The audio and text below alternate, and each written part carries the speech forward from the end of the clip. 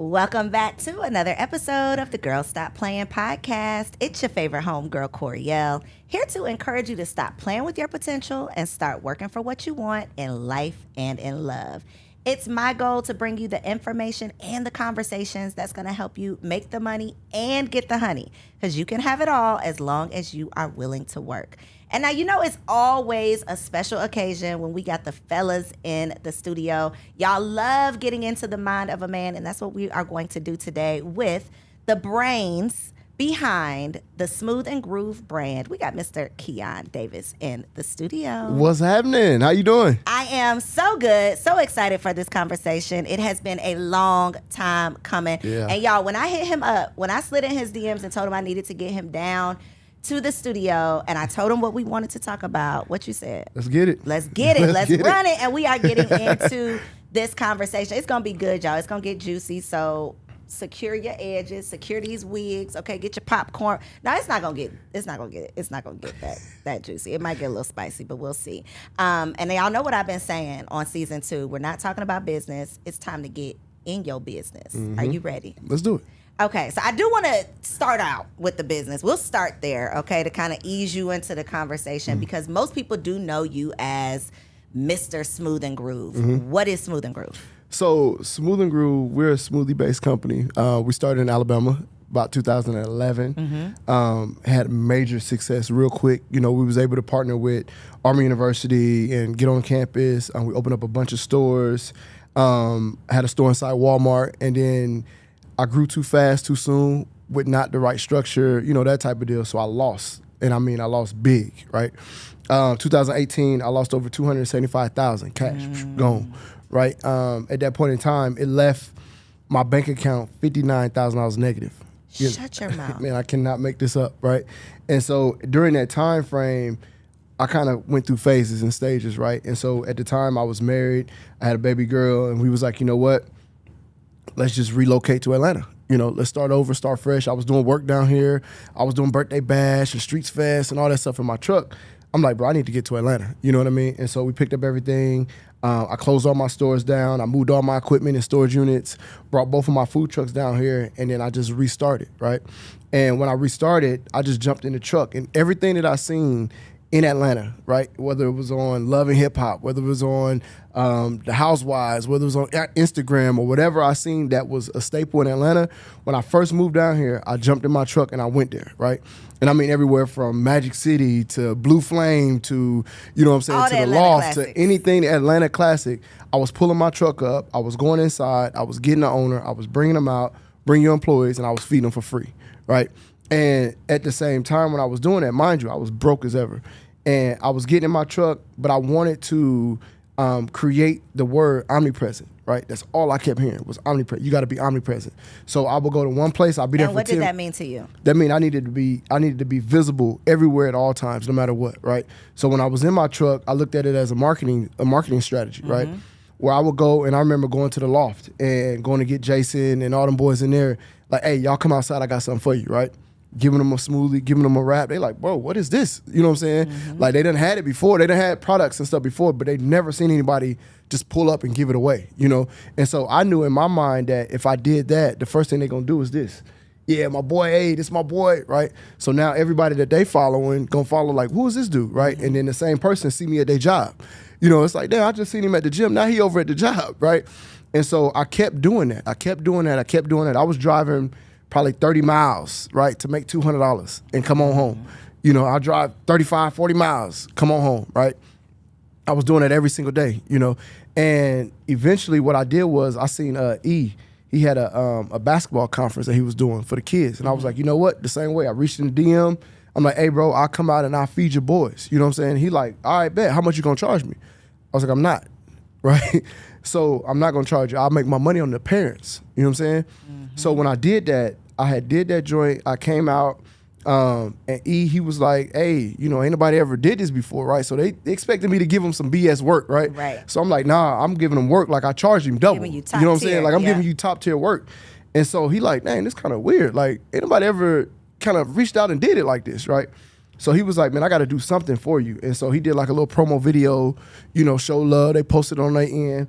And one of his followers, right, I guess worked for Tyler Perry or worked in the movie industry. So I got a phone call. I'm like, hey. He like, hey, you know, I seen that we looking for a smoothie truck. We seen that you got one with E. Would you be available on this day? I'm like, yeah, who is this? He was like, oh, this such and such with Tyler Perry Studios. I'm like, huh? They were like, yeah, let's work. I'm like, all right, bet, let's get it. So then that was the initiation of me actually working in like the big time industry, getting a big time check, like working with a company that got budgets. So from there, we worked with Wild 'N Out, like anything that was filmed at that studio, like we got a phone call like, hey, they filming this, they want a smoothie truck. Can you pull up? Of course.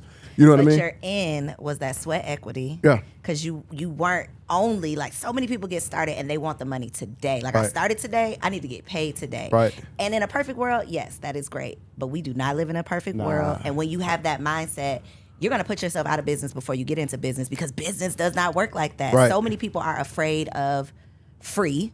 So many people, I got to charge my worth, which yes, eventually you get to do that. But first you got to put in that time. You got to put in that sweat equity. And so I love that you were willing to do that, especially because you were down. Yeah, definitely. It's not like I have, you know, $100,000 budget to where I can afford to give out these free smoothies, but you used what you had to get in the door. I actually had to borrow $200 to buy a product to give it away.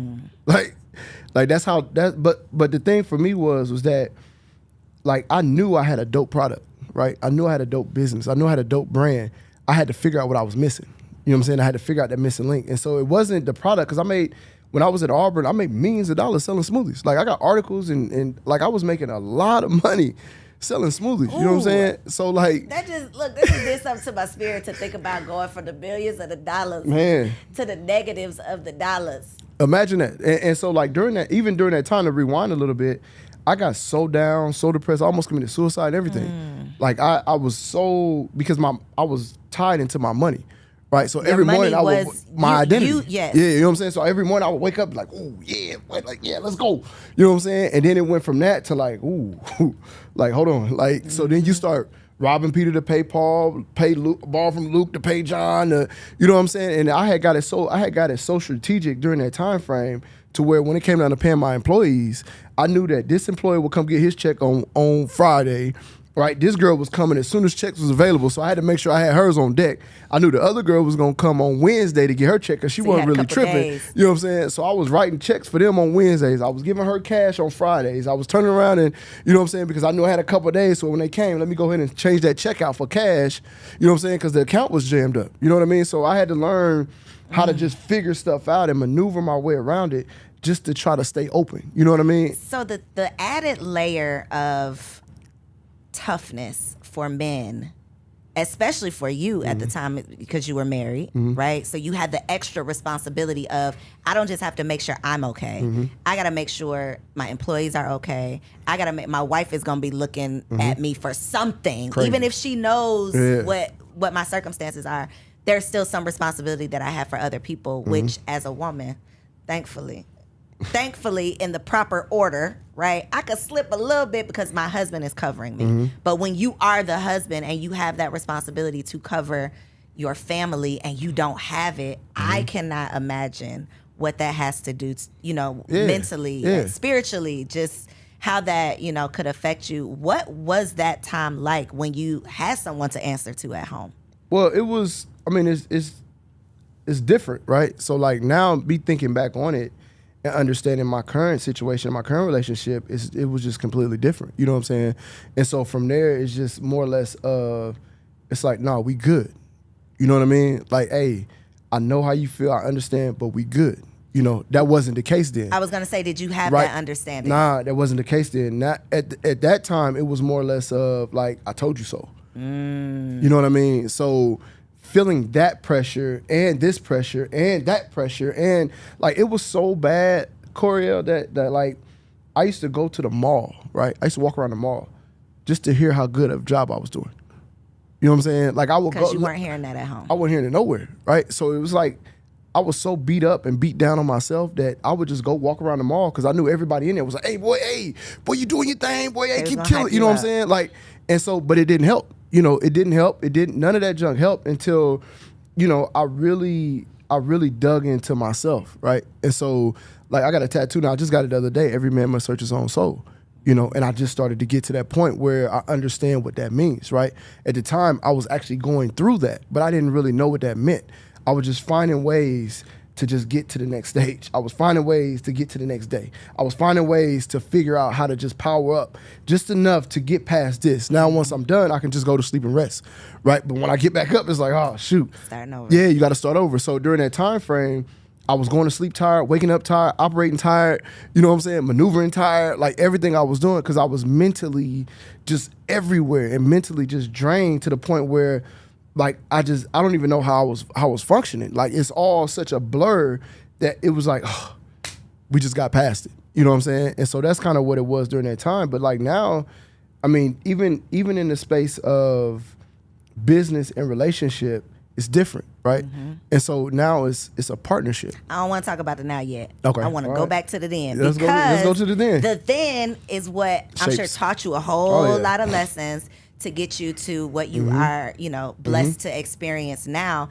And again, we don't have these conversations. And when we do, it's usually women talking about it. So we don't ever get to hear like what the toll that a toxic, because it sounds like it was a toxic relationship. I don't want to put that on it if it wasn't. But from the outside looking in, it seems like it was probably not the most supportive relationship. Right. I'll say that. Right. And we don't ever get to hear from the men who are going through that. We never get to hear from the husband who needed the wife to big him up when he couldn't big himself up, who needed the wife to say, it's okay. You know, like, it's going to be okay. We will figure this out. Not just, it's on you, or not, I told you so, or I knew it wasn't going to work. Because we hear, like, don't be that woman. We hear that. Right. But we don't ever get to hear from the man who had that woman.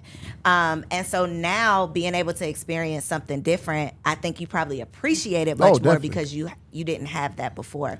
So obviously the marriage did not work out. You are now a divorced man. What would you say was the biggest, like, lesson, even if it was a hard lesson? What's the biggest lesson that you took from your marriage that did not work out that you are able to take into a new relationship? Be solid. Like, no matter what, remain solid. You know, what does that mean? For me, I wasn't solid in my marriage. Oh, you weren't solid. I thought you were saying you're looking for a woman that's going to remain solid, but you were not solid. Okay, so yes, what does that mean for you? So for me, like, again, I had so many missing voids that I try to fill those voids the best way I know how, right? And so growing up as a man, especially a black man, right, it's easy to nurture a relationship with another woman, right? It's easy to kind of like feel in that space, even if it starts off a certain way, right? It's easy to kind of take your mind and shift your mind to like, oh yeah, she bad, you know what I mean? And like, and really start to kind of nurture that space and figure out how to maneuver in that space. And that creates an unsolid foundation, right? So like looking back on it, I'm like, I had to forgive myself, right? First of all, I had to forgive myself, but I also had to understand why I felt the way I felt. You know what I'm saying? And so it was just certain times and certain spaces that, you know, I just didn't feel appreciated. I didn't feel loved. I didn't feel like, you know, and everybody always talk about, like, as a man, you just want to be respected, right? I feel like that's a lie. You know what I'm saying? It's easy to say that. Right. But... You know what I'm saying? Like, it's like, no, men want to be respected, women want to be loved, right? It's like, nah, that's a lie, right? You want to be loved. Right. Because love is the only thing that's attached to everything, right? You don't have to love me to respect me, right? You don't have to love me to support me. You know what I'm saying? So when you break all these different actions down, love is the core of everything. So if you love me unconditionally, naturally, you're going to respect me. Facts. You're going to support me. You know what I'm saying? Like, those are just things that are intangible that you're going to do when you love me, right? So to say that men just want to be respected, it's like you missing a whole bunch of other stuff. You know what I'm saying? And so you feeling so it's almost like just like a cycle. It's like, I'm not supported, or we're not on the same page, whatever that means. Right. Today, we're not on the same page. And because we're not on the same page, I'm dealing with us not being on the same page the way I know how. She's dealing with it however she knows how, and the house is crumbling. Right. So what do you think, or from your perspective, what was like the final straw? I think the final straw was just like the decision. You know what I'm saying? I think we both knew it. You know what I mean? But it was just... So who pulled the trigger? Well, she pulled the trigger, of course. But like, I think... Is it of course? Even though it's like 80% of divorces are filed by women. Is Right. that why you say, of course? Yeah. I mean, most women. So you weren't gonna pull the trigger. You were just gonna suffer forever. I would have. The type of person I am, I would have tried to like just make it work, and then just try to do whatever I needed to do to fulfill my cup, right? But that wasn't going to work, and so things happen the way that they're supposed to happen. You know what I'm saying? And so even if I was there, because I was mentally gone a long time ago, you know what I mean? But even though that was just the thing, that's just what happened. You know what I mean? And so like you said, most women. I mean, she had planned on doing this junk way before it even came out, you know, so it was like, okay, I was threatened with it multiple times, you know, so by that time, it's like, do your thing, you know. So, and how long were you married? 7 years. Yep. 7 year of completion. Yep. You completed that season. Cycle, yep. Yes. That cycle, yep. So was it bittersweet? Was it just bitter? I think it was needed. You know what I'm saying? I think it was needed for both parties to kind of start the healing process to, you know, be better individuals. You know what I mean? Like, I don't know what she does to, you know, I don't know. But I just know that for me, it was important for me to start healing. You know, it was important for me to forgive myself for the stuff, because I was beating myself up about everything, you know, because everything, you grow to start to understand that everything is my fault, right? I played quarterback in college. I played quarterback in high school. So it was like that mentality, like, if we win, we win. If we lose, I lost. Yep. You know what I'm saying? So I kind of was fed all of that. So all the issues and problems was my fault. You know what I'm saying? It was nobody else's fault but mine. You know, but when things go good, it's like we did it. You know, so it was, you know, it was just one of them breaking points where it was just kind of like, you know, it was needed. Now, was it rough? Yeah, it was rough. It was definitely rough. We got 2 girls. You know, so that was the part that was the roughest. So space. What were the conversations? Because again, I've never had this conversation with a man that's experienced divorce. I have talked to women. It's like, how did you talk to your children? But what was your, what was your conversation with your daughters? Because your daughters are pretty young. Right. So my conversation was like, you know, nothing is your fault, right? This has nothing to do with you. You know what I'm saying? Like, I'm still here. Like, and I was like, I'm an intentional father, right? I'm not like she just like, I'm very intentional because I didn't have mine, right? And especially for little girls, knowing the importance of their dad in their life, right? So I was very intentional, even from like taking them to school every morning. Like that was a thing that I loved to do. Like that was something that I wanted to be able to do, is to, like, I want to take my kids to school. You know, like I want to create that type of freedom to take my kids to school. And so on the way to school, we listen to affirmations, right? I empower them, like we're super energized, like we're going to kill today. Like that type of conversation is what we have in the morning. Even, you know, before you go to bed, you know, we're going to read the book. We're going to take the bath. We're going to, you know, every chance that I can. That was what I was doing. So it was even to the point where, you know, when it got bad at the house, I would leave my spot, go give them a shower, put them in the bath, put them in the bed, and then I would leave again. You know what I mean? Just so I can have that moment with them. They can have that time as well. And so, you know, those were core moments that I think, and I could be wrong, but I think that, you know, instills that love and that balance and that peace and that bond with your daughter and father, you know what I'm saying, opposed to just not doing it. You know what I mean? So that was kind of like my thought process on it. So like when it came to like split, my conversation was more or less of like, I'm still here, right? Have you been able to how do you say that word? Amicably? You know what word I'm trying to say? Yeah. You know what word I'm trying to say? Yeah. Have y'all been able to co-parent well?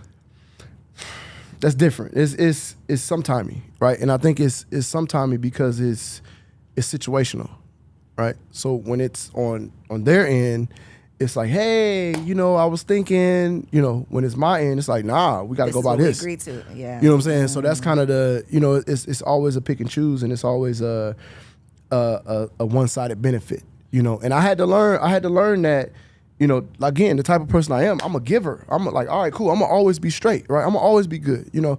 And so I'm always like, all right, cool. Whatever's easiest for, you know what I'm saying, do that. But it's been putting me in bad positions because I've been like that. So I had to change that, you know. And once I changed it, it became a different dynamic. You know, it's like, that's boundaries. It's like, hold on, all right.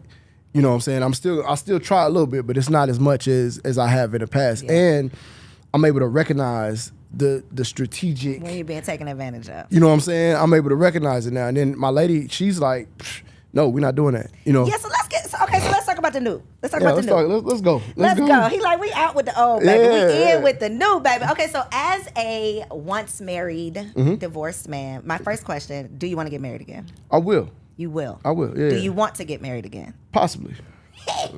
So my interpretation of what you're saying is if the woman I'm with is like dead set on marriage, you're willing to do it, but marriage is not necessarily like you feel the need that this is something you need to do again. So we talked about this, right? Okay. Me and my lady talked about it. And one of the things that we talked about is there's a difference between marriage and commitment. Facts. Right? So there's a lot of people that are married that's not committed. You know what I'm saying? So we're committed.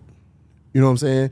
And not just committed to each other, but committed to ourselves, right? So for me, it's like, all right, I'm committed to be the best version of myself, right? And I'm committed to that. And to reciprocate that, she's going to receive the best version of myself. You know what I'm saying? Because for one, it's just about me, right? I'm going to be whole myself so that now you have a whole man. Yep. You know what I mean? And even if I like mentally go into this thing, it's like I know that she always got my best interest. You know what I mean? So for me, it allows me to be more open, more vulnerable.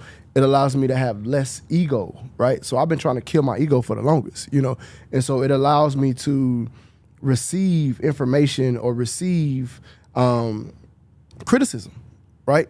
Because she be in my shit, boy. I'd be like, God damn. She ain't playing games. Don't play no games, though. Has she been married before? Yeah. Okay. That's a thing, right? Because y'all have learned at least what you're not gonna do again, right? And you can bring that to one another to be better versions of yourselves. I think that is so important. Yeah. How does she have children?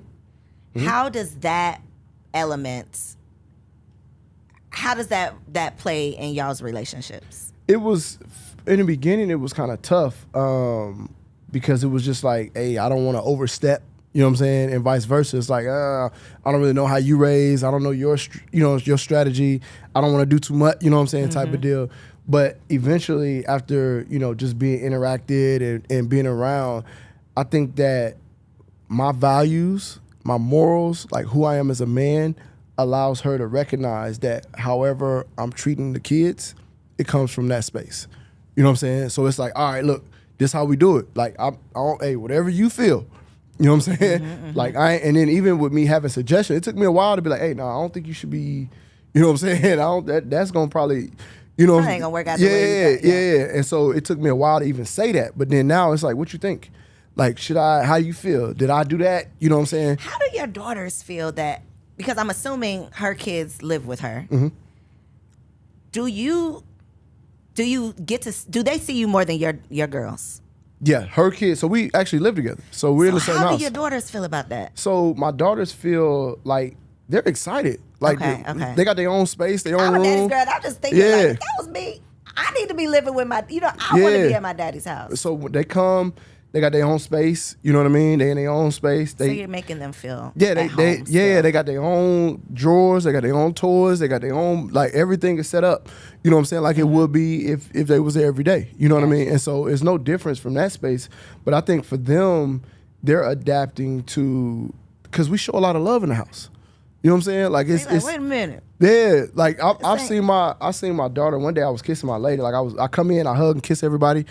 And I seen my daughter like look up, and she was just like, smiling. You know what I mean? She was smiling. Okay. I thought she had an attitude. No. She was just smiling like, dang, And so she feels and kids feel love, right?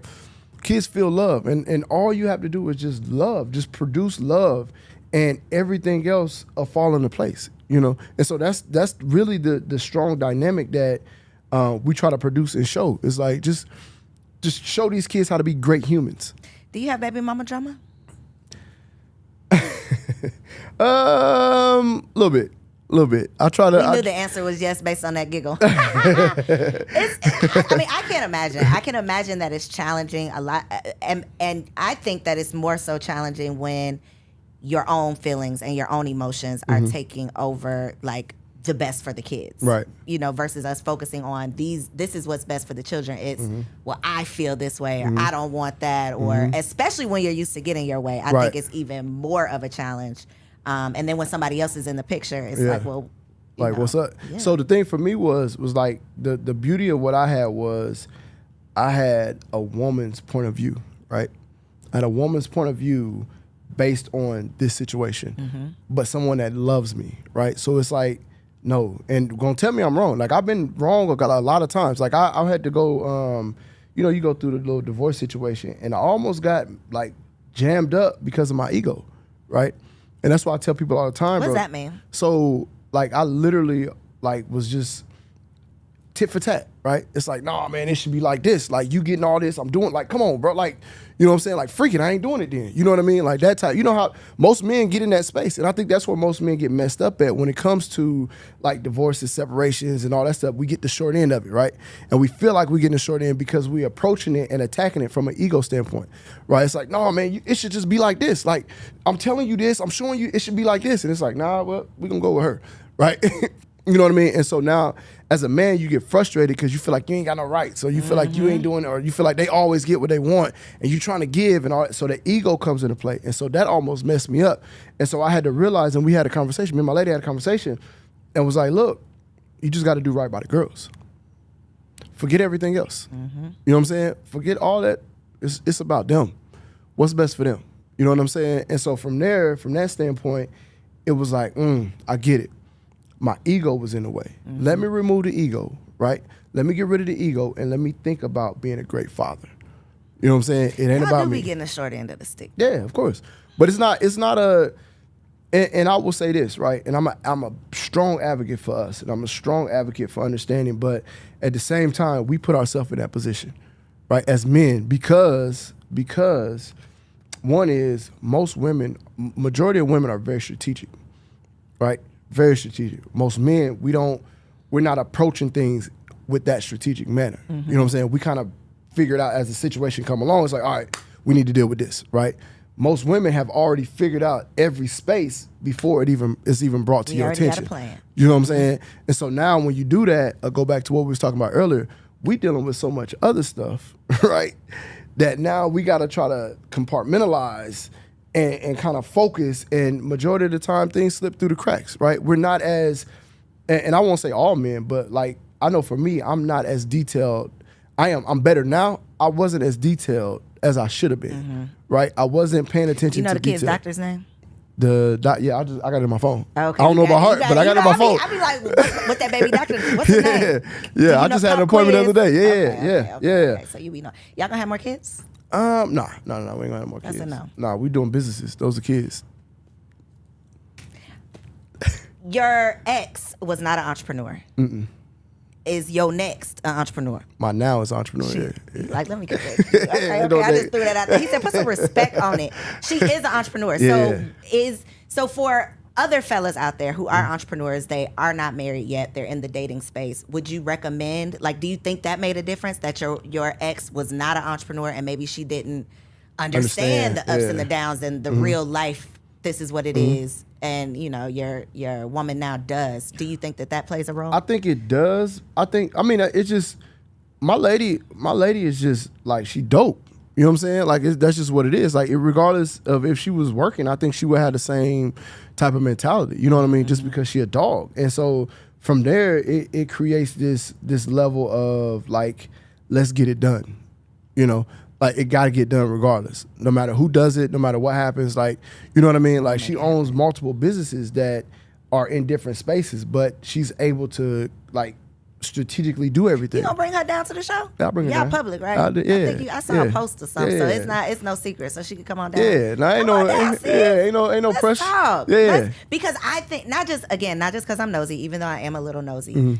I think that this conversation is so valuable and so helpful for men who have like given up, like f this, because y'all need love too. Like, as strong as many women as y'all can go out and have sex with and make yourselves feel good and all of that stuff. You're still empty. You're still empty. You're still trying to feel something. And so to give hope for men who are like, F it, I'm done with that, and also for her, we are told so many times, if you have kids, it's over with for you. If you're divorced, it's over with for you. If you in Atlanta, it's over with for you. No, it's crazy because like my real shift, like, in my mind, was like, I had character flaws, right? And so when I realized I had character flaws, It was the first social proof dinner.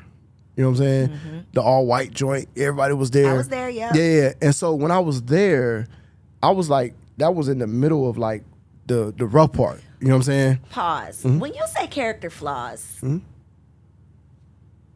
they're having a hard time reading between the lines. Okay. What are you saying when you say I had character flaws? Well, I just had character flaws. Like I wasn't solid. Like I don't think that, I was in hunt mode, so to say. I was a hunter. I was in hunt mode. You know what I'm saying? Keon, tell them what you mean. I was in hunt mode. He was a dog out here in these streets. Okay. The streets was calling my name. The streets was calling. You were answering. Okay, gotcha. And so, but for me, what really got me was, like, I'm a businessman, right? Mm-hmm. And I'm in this room full of business owners, right? Full of people that's dogs in whatever lane or perspective lane they in. While I was in that room, I remember like it was yesterday, and it always messes me up. I was looking at women. I'm in there like, boy, that lady fine, boy. Like, boy, she gorgeous. You know what I'm saying? And in my mind, I'm thinking, I had this conversation with Andre Norman. And when I left, no contacts, no connects, no follow-ups, it was just like, hey, what's up? Hey, what's up? You know what I'm saying? A couple pictures, but I was in and out. You know what I mean? I didn't serve the purpose that it was there for, right? And so I've never told nobody this story. Like, this is the first time, this is exclusive. But like, when I was in there, I remember everybody in white. I remember coming down a little spiral thing. We drinking, having a good time. And I'm in there looking at women, right? And I thought to myself when I left and when I got home, I was like, bro, you failed. Mm. And so it reminded me of like all of these things, like, because now I'm like, bro, I'm dope at what I do, right? I'm a dog, you know what I'm saying? Why am I not getting invited to places? You know what I'm saying? Why am I not in the same rooms that I'm supposed to be in, right? Why am I not on stages speaking like I'm supposed to be speaking, right? So it came down to a point where, like, okay, you in the interview space, you do the podcast, you do all these areas. Now, if somebody came up to you and was like, hey, look, I got a podcast, I do X, Y, and Z, you could tell if they was on some BS, mm-hmm. right? Like, she full of shit. You know what I'm saying? Like, ain't nobody doing that for real. That's the same thing. So you think the elite of people will invite me somewhere, you know what I'm saying? Mm-hmm. Knowing like, oh, he full of. He playing around. He bullshitting. You know what I'm saying? Easy. So now I'm like, oh, that's why. That's what it is, right? And so I'll tell any and everybody this. I was the wrong person to lead your girl around. I was. I am surprised by this. You're supposed to be. I really am surprised. You know what I'm saying? Just being honest. I feel like I could, I could pick out the one that you should stay away from. Yeah. I never felt that way about you. You weren't supposed to. Wow, you was real good at it. I'm telling you. You know what I'm saying? All right. But now I'm probably the best person you can lead your girl around, right? Because now what I understand is, and I've said this multiple times, I only want what's mine. I don't want nobody else's nothing. I don't want your girl. I don't want your money. I don't want your business. I don't want nothing that ain't mine. You know what I'm saying? Because I know how hard I work. I know how hard I prayed and manifested. I know that all the things that I need, right? It may not be what the next person needs. I don't want no parts of it. You know, it may fit like this. It may fit strong right here, but it ain't gonna fit in all these other areas. I know me and my lady like this. So what was it that got you from social proof dinner to meeting your lady? And then I want to know how you met her. But what got you just in the right space for her? So I think that dark work, that shadow work, you know. Talk about it. So when I separated, I moved out. I left them with everything. I wanted to leave my girls in the same situation. I didn't want to interfere. I moved like 5 minutes away. I got a 1-bedroom apartment. And during that time, it was like, I'm so used to coming home to my girls, Daddy! You know what I'm saying? And so during that time, it was like, shoot, like, dang, they ain't, you know what I'm saying? So I was trying to figure out things to do. So I don't know, people probably don't remember this junk, but it was like one point in time, I was working out at midnight, right? I would come home, I would work all day, I'd go get me something to eat, come home, and I'd be sitting there, and I don't watch TV for real. So I was sitting there, I'm like, I need to do something. So I just go to the little gym in the apartment complex. Be midnight, I work out, come home, go to sleep, wake up, do it all over again. You know what I'm saying? And then it went from that to me finding a place to go every day after I left work. So every day I leave my store, I would go to like some restaurant. So Tuesday I went to the Mexican restaurant. Wednesday I went to this place. Thursday I went to this, you know what I'm saying? Every week. And it got to the point where I was sitting at the bar, I'd give me something to eat, give me something to drink, have a little conversation, I'm gone, right? I didn't want no parts of nobody. I ain't want to talk to nobody. Like I would talk, but I wasn't trying to like connect. Yeah, I wasn't in that space, you know. And so it went from there to me just coming home, sitting in the living room in the dark. You know what I mean? Like really like bro, what's going on? You know, so it was probably 2-3 weeks of me coming home, sitting in the dark until I fell asleep on the couch. Just sitting there, you know. And that was the time that shifted, right? That was the time that it was like, hey, you need to get your shit together, right? Like no more of this. Like, cause, you know, at the time you get depressed. You know, you start missing the norm, right? And so I had to recondition my mind. And that's when I started thinking about all this stuff. Like, bro, like, that's why. This why. Like it's not a out the blue thing. Like I left these breadcrumbs. You know what I'm saying? Like these breadcrumbs was left. That's why I'm in this space. Right? So it's like, let me stop it, cut it off at the head, and let me fix it where it started from. You know, so that's when I start doing the mirror work. That's when I start, you know, really focusing on reshaping my mind and rebuilding my body and configuring who I am as a person and understanding, like I said earlier, I got those character flaws. Let me fix those. Now, well, I'm as solid as they come. You know what I'm saying? I'm as solid as they come. How? Because there's a lot of men with some character flaws that have not yet figured out. They may know they have character flaws. Like, I can identify this, but damn it, I don't know what to do about it. So for me, I knew exactly what to do about it. Right? It's me. I'm the only person. You look in the mirror, you're the only person you can't lie to. You know what I'm saying? Like, you the only person, like, that's the only person that know all your flaws, all your weaknesses, right? You can't lie to that person. So that's the shadow work. Like, it was me versus me. You know what I'm saying? It's like, it's almost like having two people on your shoulder. It's like the old me versus the new me, right? And that's the battle. So is it just, because you still have eyeballs, you're still human. So when you see a beautiful woman, is it you saying something in your head now that you weren't saying before? I don't even have you're not even, your lenses are different. Like, I'm not even seeing, you're beautiful, but I'm not seeing you in that light. You're somebody else's. Box. That ain't my lady. You know what I'm saying? It's as simple as that. That ain't my lady. It's just that simple. You know what I'm saying? Like, it's just, I mean, it's literally that simple. And no matter who it is, what it is, how it is. And that's one of the things that gave me so much strength was that there's not one person that can make me do something that I don't want to do. These are facts. You know what I'm saying? Like, I don't care who you are. I don't care what you look like. I don't care. Like, that's not mine. You know what I mean? And so I always have that notion and that understanding. That ain't my woman. So in raising daughters, there's so much conversation around like how we raise our black girls. You know, Kevin Samuels, may he rest in peace, his whole thing was like, black women are not raised to be wives, which is one thing that he said that I did agree with. The thing that he would say that I didn't necessarily agree with was that we should be okay with our husbands having multiple women. That should not necessarily be a deal breaker for us. It should almost be an expectation. With you living on both sides, right? Who you were before, who you are now, and you're a father to 2 girls. What will you teach them about how they relate to men, their relationships? I'm going to be their example. You know what I'm saying? So for me, it's not even about, like, everybody got their own preference, right? You know what I'm saying? I can't knock somebody for how they feel. That's them. My lady said all the time, monkey circus, right? Not my monkey, not my circus. You know, it's cool. But for me, like, I know that relationships and I know that connections and partnerships, that's a spiritual bond. You know what I'm saying? That bond is sacred. You know what I mean? And so, like, for me, I don't want what's not mine. You know what I'm saying? And so that's the thing. Once you find yours, it feels different. Everything is completely different. But if your daughter comes to you, she's in high school, and she's like, yo, I really like this guy. We've been going together, but I think he's dating somebody else or he likes somebody else. I'm going to have a conversation with him. With him? Yeah, hell yeah. Well, but he's gone. Now she's in college.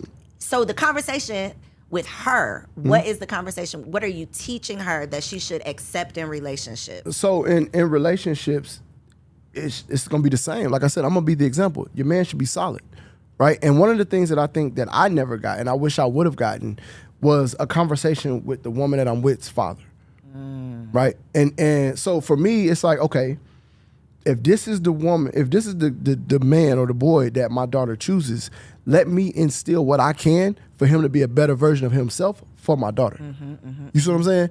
And vice versa. So it's like, even if she comes to me saying something that it's like, baby, that's wrong. Like, you shouldn't be like that towards him.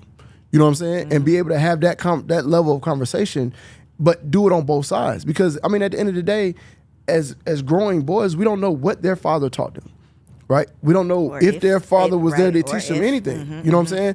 So I've always felt, I didn't have my pops. So I've always looked at other men like, all right, what you think? You know what I'm saying? And most of the time I was met with a brick wall. You know, but I've always said to myself, like, listen, when my daughters, whoever they're with, right, we're going to have that conversation. You're going to have a conversation. Yeah, and I'm gonna tell them, like, you can be open and honest with me. And there's no judgment there because you need it, right? One of my goals and one of the things that I've always tried to do is, like, I'm working to be the version of the person that I needed when I was 12. Like, I'm like, that you didn't have. But I'm looking to be that guy that I needed when I was 12. So of course, when it comes to other kids or other people or other men or whatever, that version of me is going to help so many other people. Facts. You know what I mean? Because again, you can see that I'm solid. Right? And I don't know who else is solid. I don't know, but I know for a fact, like, that in itself creates a freedom that I've never felt before. You know what I'm saying? Because you just operating with a different, you showing up different. Yeah, it's like, hey, I'm good. I'm good. Ain't no pressure, ain't no smoke. You know what I'm saying? We get high five, we get bound it out, but ain't no smoke. You know what I'm saying? So it's never, and it's even like, you could go to the bar, buy drinks, have a good time. Like, bro, I'm out. Y'all get home safe. Like, that's it. You know what I'm saying? Like, no smoke at all. So how did you meet your current woman? So I met her at, Because we're in Atlanta, where they say it ain't no good people. Yeah, I met her in her wine bar, right? So I actually came to her. I was invited to her wine bar by some friends of mine, some women that was in there, and they was in there drinking. And again, I'm turn up champ, right? I'm gonna get you there. You know what I'm saying? So we was in there. She got a wine bar. They messed around and gave me the music. You know, right. I'm in there. They got them dancing and twerking. And, he was the DJ for the night. Yeah, I was killing it. But then she was like, shut that junk off. Like, because she had left. So she was like, turn that music. It's a wine bar. We need to be. And so she remembered me from that, right? And then one day we was at a restaurant. They do like a little joint that was going there every Thursday, right? Mm-hmm. What's your Thursday spot? My Thursday spot. So I go there. I'm gonna tell you, if somebody wanted to take me out, they knew where to find me. Every week. They knew where to find me at, like clockwork, right? And so I was at my spot, and I was sitting outside, and I always wear my hat back. And I was on the rail talking to one of my partners, and she walked past, and she was like, hey, Mr. Smoothie, man, like that. And I looked, I was like, whoa, shit, like, that woman is fine. Like, well, who is that? You know what I'm saying? So I know all my customers. I know all the people that I do, you know what I'm saying? I'm like, what's this lady? And so I seen her business partner walk up behind her. I said, that's the damn lady from the wine bar? Like, God, you know? And so we're in the spot. They had like a little concert going on in the restaurant. And whoever was there kind of invited her to the stage. Like, they brought them there. They wanted to do some work at her spot, so they wanted to show them how they get down. So I'm eating, and I see her. And I'm like, boy, that woman is fine, boy. And so I seen her on the stage, and I happened to like look at her and smile at her. And I'm like, boy, you better leave me alone, boy. Like, go on now. I ain't with this junk, like, you know what I'm saying? And then I seen her again, smiled at her. So after the whole event was over, I went on stage. I was talking to her friend. You know what I'm saying? She knew I was up there, but I was talking to her friend. And so we ended up leaving, and her wine bar was right where my smoothie shop was at. And so I think the next day or so, she came by and was like, hey, where your owner at? So my guy called me and was like, the lady came by and stopped by. The lady came by looking for you. Yeah, so I'm like, all right, who was it? Just tell him I'll be, you know what I'm saying? It was like the lady from the wine bar. So I was like, all right, cool. So I went over there to see her. She was gone. So I'm like, God dang. So then the next day, it happened again. But we ended up meeting at like in the middle. It's like a little Mexican restaurant by the spot. So we ended up meeting there. We was talking.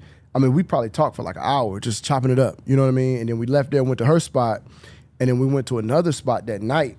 And I mean, literally was just talking and just vibing. You know what I mean? It wasn't no pressure. It wasn't nothing like that. And we left there, and we actually coming up on our anniversary too for a year. We left there, and then that day, like, we hadn't spent 2 days apart.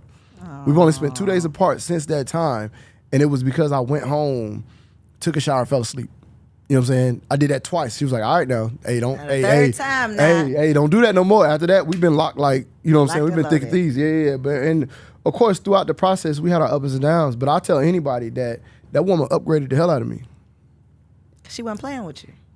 Listen, that woman upgraded the hell out of me. And that helped me to understand, and people talk about this junk, right? It's like, it's levels to this stuff, right? They always say that shit. But the thing is like, it's really true, right? It's levels to honesty. Right, it's levels to everything, you know. So how I felt like I was at a certain time, it wasn't the same level that she was feeling. You know what I mean? And so knowing that she had a little bit more experience, or you know, had a relationship. Older? Yeah, she's a little older than I am. You know what I'm saying? And so that was the other thing about Kevin Samuels. He was like, don't nobody want a woman with kids. And I'm like, bro, you crazy. Why she got to come on down to hey, the studio boy, and give the lady some hope, because... Bro, you crazy, boy. I want that one. That's what I want. You know what so when you say she upgraded you, I want to know, not in what way she upgraded you, but what was it about her that caused a shift in you? I think it was just who she is as a person, right? She'll give you whatever. Like, we have the same like mentality. We have the same thought process. Like, we have the same goals and didn't even know it. You know, like one of my goals has always been 5G, right? I say all the time, 5G. You know, and they're like, what is that? I want to make sure that I leave 5 generations. You know what I'm saying? Her thing is generational wealth, right? So she want to make sure she got the same type of, you know what I'm saying?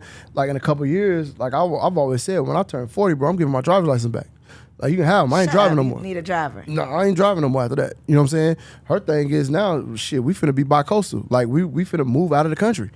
You know, she getting a helicopter license right now. Y'all ain't playing. Nah. I gotta meet this lady. Yeah, she sound dope. She a dog, bro. She a dog. You know, I love it. And so from there, just understanding.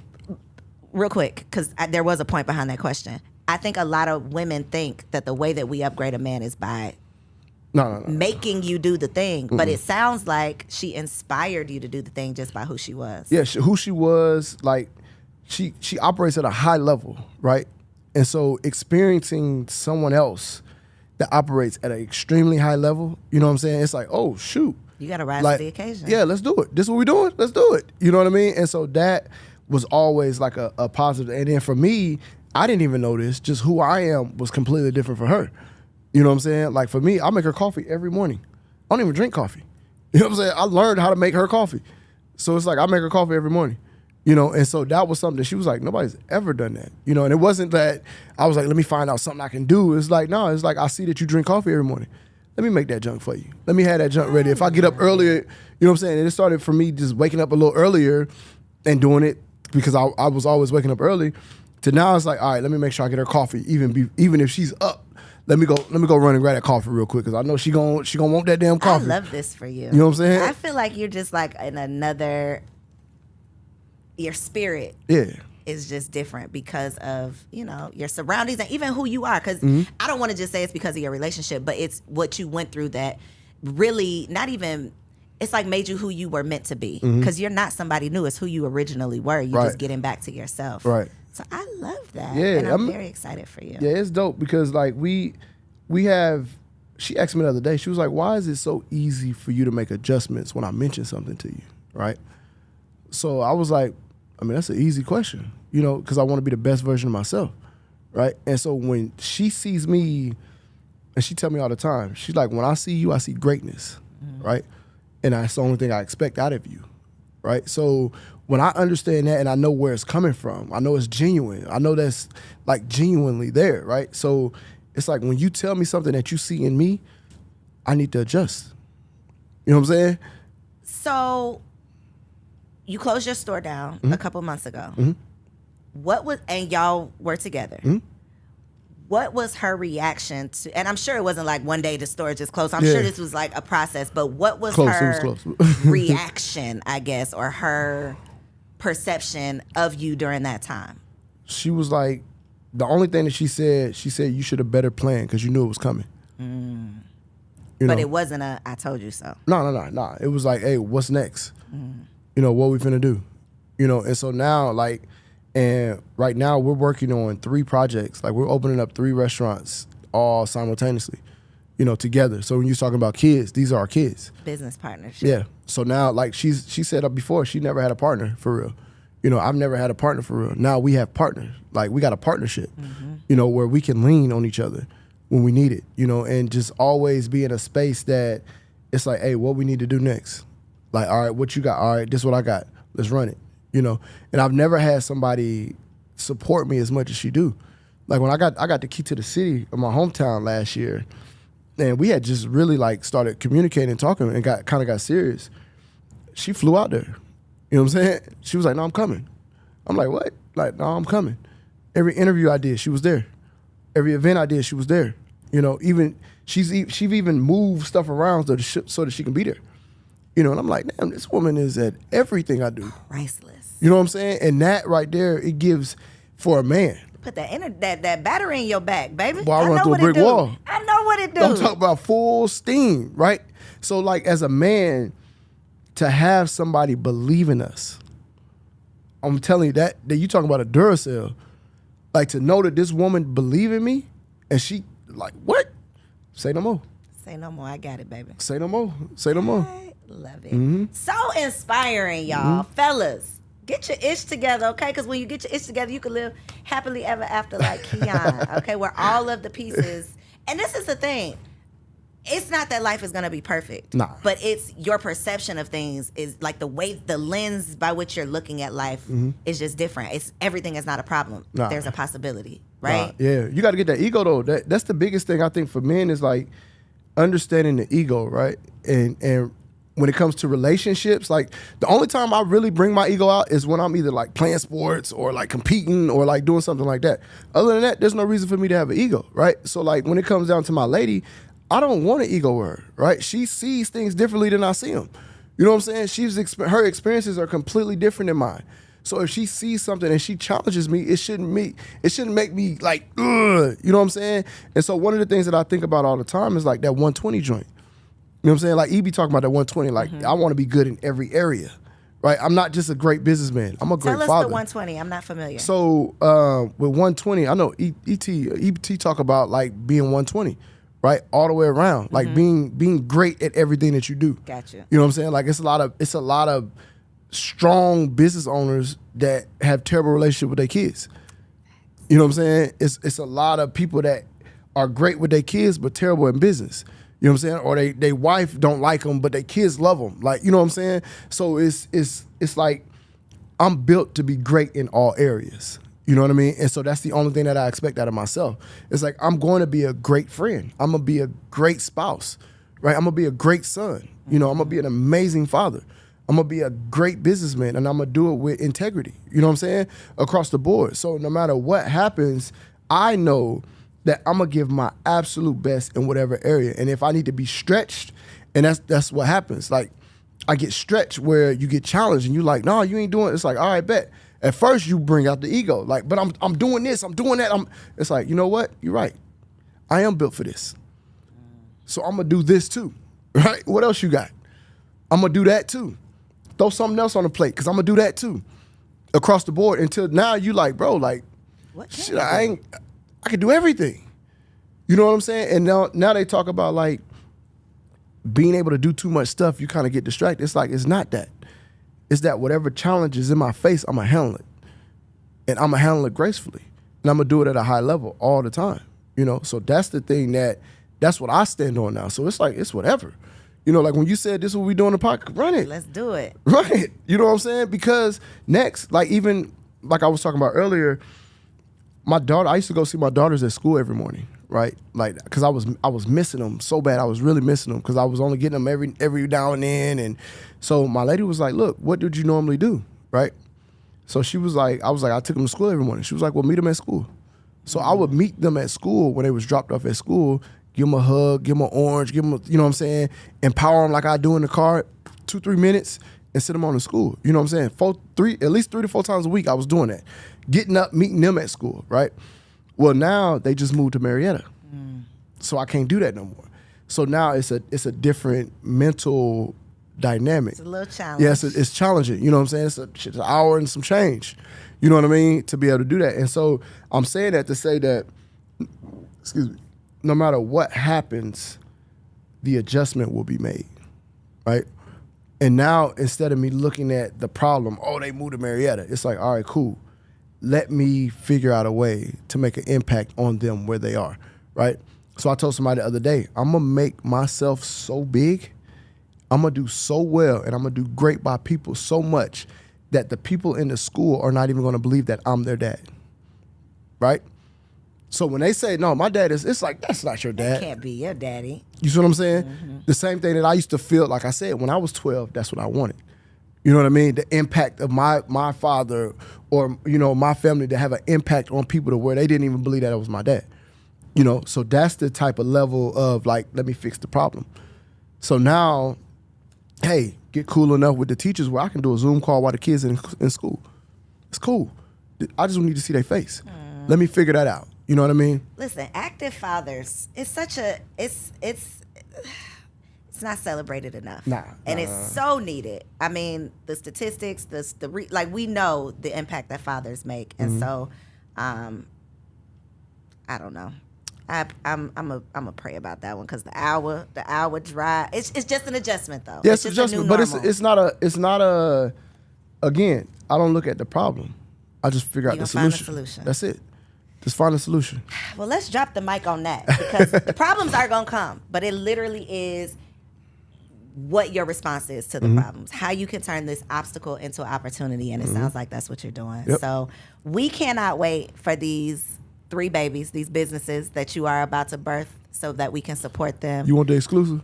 I want the exclusive. You want the exclusive? We want the exclusive. You want the exclusive? So we got 3 restaurants that we're opening, right? One is the smoothie shop. Okay. Right. So all on the south side? Yeah, all on the south side. Okay. The second one is a BK Lobster. We bought into the franchise of the BK Lobster. So we'll be opening up BK Lobster in the south side. Is that like lobster rolls? Lobster rolls. I will be there. I'm talking about this off the chain. I will be there. It is off the chain. And the third one is a brand that we both created together called Mimosa Me. So it's a mimosa brunch bar. I'm about to slide down off this couch. Hey, listen. Let me come host something down at the mimosa bar, okay? You gonna love it. You gonna love it. We are on record. We're gonna love it. Hey, the first event, matter of fact, we're gonna do this for the grand open. I want you to bring your signs. Listen. I want you to bring everything. I am there. We're gonna do when an is exclusive. When is it? So we should be open there probably the end of May. End of May. Shut early your mouth. June. Yep. I wish Kendrick was here. He know I love me a mimosa. Yeah. I'm gonna be down there, okay? We're gonna have over 50 mimosas, 50 different mimosas. Like it's gonna be dope. Like the viewpoint that you get when you get this food, the food gonna come out looking crazy. The mimosas gonna be crazy. Shut your mouth. Like everything that we're doing in that spot. Should I wait for this to come out? Nah, you drop it. You drop it. You get the exclusive. The people need to be at the mimosa bar though. But they're gonna be there when Mimosa you get Me. Mimosa Me. Yep, Mimosa Me.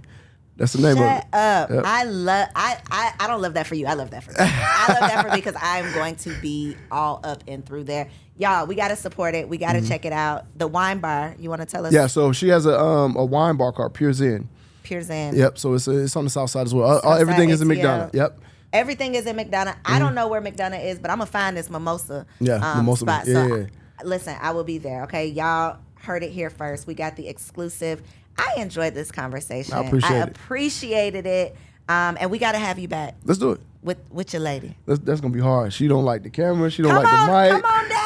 Hey, listen. Tell her I will make her feel comfortable. She will probably be in the back. She will probably be sitting back there. If you get her into the studio, I'll get her onto the couch. All right, say that. You heard it. You heard it. You heard it. You heard Listen, it. I really am being intentional about having these conversations with couples also because again there's so many like nuances to relationships, especially to Black relationships that we just don't talk about. And even me and Kendrick, we're always talking about the fact that we want to be around people who actually like each other, people who love each other, people who are solid, people who are solid, so that we can keep it going. So I appreciate you. I know y'all have enjoyed this conversation. Make sure y'all comment down below and let us know something that you learned, something that you took away, something that you want us to talk about next time. Like this video because apparently YouTube really cares about likes. So like this video, subscribe to the channel, and I will see you on the next episode.